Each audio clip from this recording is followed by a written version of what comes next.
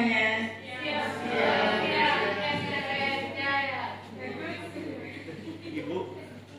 Pada yang terhormat Bapak Rustiono selaku dosen mata kuliah Strategi dan Teknik Pemberdayaan serta teman-teman kelas E yang saya banggakan. Kami dari kelompok 5 akan mempresentasikan mengenai data primer dan sekunder dalam program inventarisasi potensi desa. Sebelumnya kami akan memperkenalkan anggota kami. Yang pertama saya sendiri dalam Fadila sebagai moderator, Mbak Fadliatul sebagai juru bicara dan Nurlita Miranda sebagai juru kamera.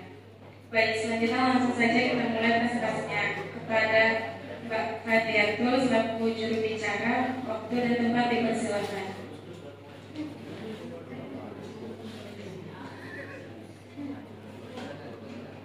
Baik, di sini saya akan mempresentasikan terkait inventarisasi potensi desa yang ada di Desa Gelati, Kecamatan Lavender, Kabupaten Nanas, Provinsi Murai.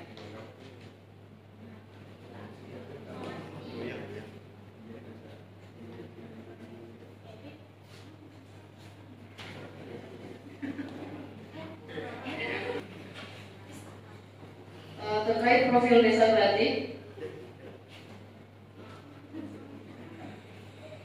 Desa Gelatik adalah desa yang berada di kawasan hutan rakyat dengan kekayaan alam yang melimpah. Masyarakatnya hidup berdampingan dengan hutan yang memanfaatkan hasil alam. Sungai jernih yang mengalir menjadi sumber air dan penunjang aktivitas sehari-hari. Warga menjaga tradisi gotong royong dan kearifan lokal dalam mengelola hutan secara lestari, sekaligus mulai mengembangkan potensi wisata alam dan edukasi berbasis hutan rakyat. Karakteristik dari wilayah Desa Gelatik didominasi oleh berupa vegetasi hutan yang dikelola oleh masyarakat setempat. Topografi umumnya berbukit atau berlembah yang dialiri oleh sungai jernih sebagai sumber air utama. Identifikasi potensi desa. Pada Desa Gelatik ini ada dua potensi desanya, yaitu potensi sumber daya alam dan juga sumber daya manusianya itu sendiri.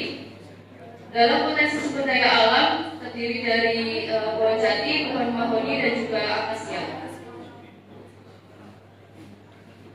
Terkait data primer, pengumpulan data primer berasal dari inventarisasi, pengamatan, dan juga interview. Yang pertama adalah sejarah hutan rakyat. Urgensinya adalah untuk mengetahui kondisi tanah, batuan, lereng, sehingga dapat digunakan untuk memastikan tanaman yang cocok ditanam. Lalu yang kedua adalah sistem pengelolaan hutan rakyat. Pola tanamnya adalah tumpang sari. Sistem pengelolaan hutan rakyatnya adalah tebang pilih tanam. Urgensinya adalah untuk mengetahui pola penanaman dari tanaman yang akan ditanam sehingga lebih efektif dan efisien terkait lahan, tenaga, dan juga waktu, serta untuk melestarikannya dengan sistem tebang pilih tanam, yaitu menebang pohon tua dan memanfaatkan pohon muda untuk keberlanjutan produksi kayu. Lalu, data primer yang ketiga adalah potensi hutan rakyat. Jenis tanamannya adalah jati, mahoni, dan juga akasia. Urgensinya adalah jenis tanaman tersebut cocok terhadap kesesuaian lahan, riak, ketersediaan tenaga kerja, harga jual kayu yang dihasilkan, dan kemudahan dalam pemeliharaannya. Lalu yang keempat ada kesediaannya, mengandalkan permukaan alami, anakan tumbuhan secara alami baik dengan cara penyebaran biji oleh angin maupun tumbusan atau tunas. Urgensinya adalah untuk memastikan pengadaan bibit sehingga tidak terjadi kekurangan bibit. Ini adalah gambar dari anakan persebaran biji oleh angin dan juga tumbusan tanaman jati.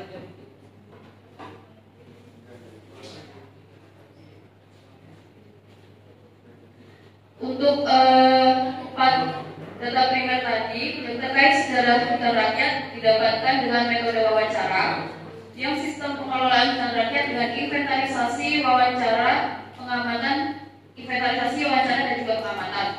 Untuk potensi hutan rakyat dengan cara inventarisasi, yang kesediaan adalah dengan cara wawancara.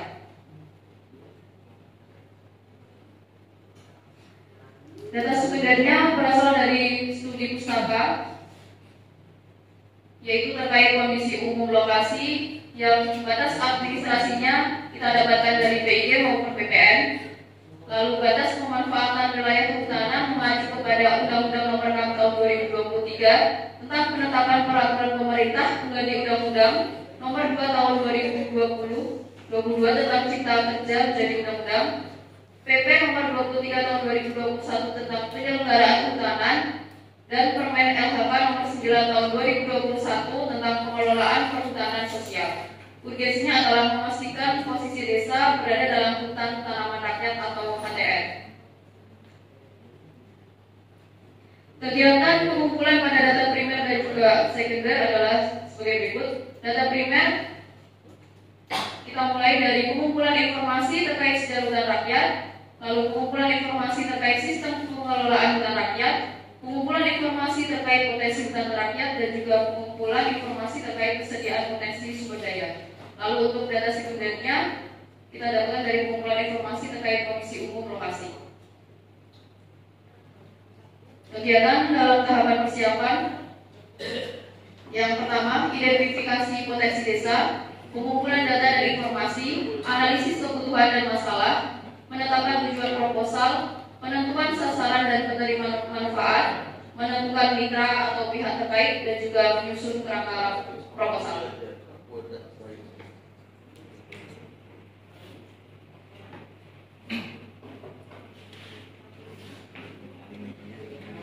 Baik, itu tadi materi yang telah kami bahas dan kami paparkan.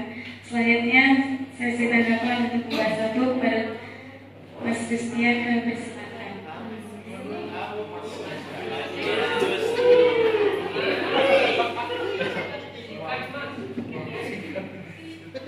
Baik, terima kasih atas waktunya kepada perkenalkan nama saya Destia sebagai pembahas satu. Mungkin boleh saja di bagian ini data primer di bagian pengumpulan. Nah, di sini kan dia data primer itu berasal dari inventarisasi pengamatan dan interview. Mungkin pembahasannya itu interview ini apakah sudah ada narasumbernya seperti mungkin warga lokal ataupun ketua organisasi lokal yang di sana, karena di sini belum dijelaskan mungkin untuk narasumbernya. Kemudian ke data primer. Data primer data sekunder. Nah, di situ dijelaskan kalau data sekunder yang dibutuhkan itu terkait dengan spasialnya, belum termasuk dengan mungkin menurut saya yang data yang dibutuhkan lagi adalah jumlah penduduk yang produktif, di mana itu menurut saya sangat penting untuk mengidentifikasikan potensi desa, karena ketika kita mau meningkatkan potensinya harus ada potensi sumber daya manusianya juga. Mungkin itu saja, Pak. Terima kasih. Assalamualaikum warahmatullahi wabarakatuh. Baik, terima kasih kepada Mas Destia untuk pertanyaan. Untuk selanjutnya kepada Mas Hidayat Senja dipersilakan.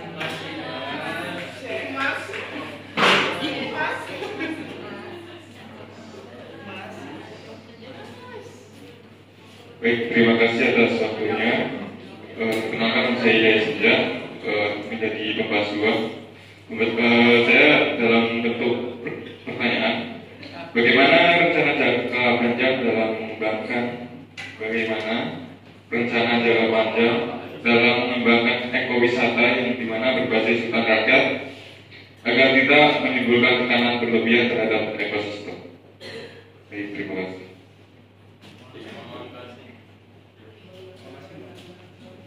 Terima kasih Mas Hidayat Senja atas pertanyaannya. Baik, terima kasih kepada para pembahas. Untuk berikutnya izinkan kami memberi waktu untuk membahas pertanyaan itu.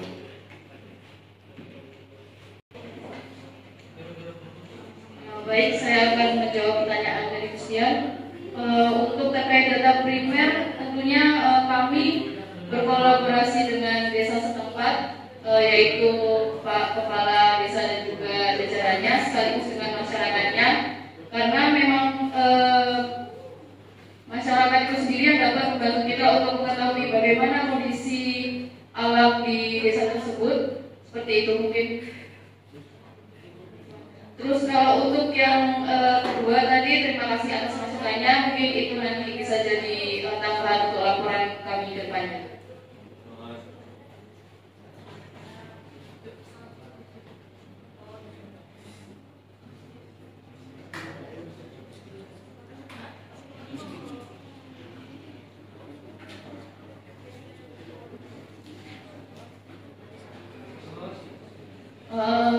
Saya akan menjawab pertanyaan kedua dari Senja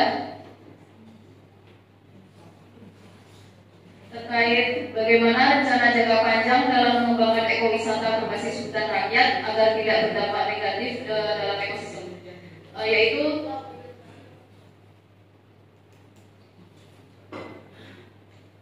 pada slide sudah saya jelaskan ini terkait pola tanam dan juga sistem pengolahan hutan rakyat, yaitu pola tanamnya adalah tumpang sari, di mana tumpang sari di sini adalah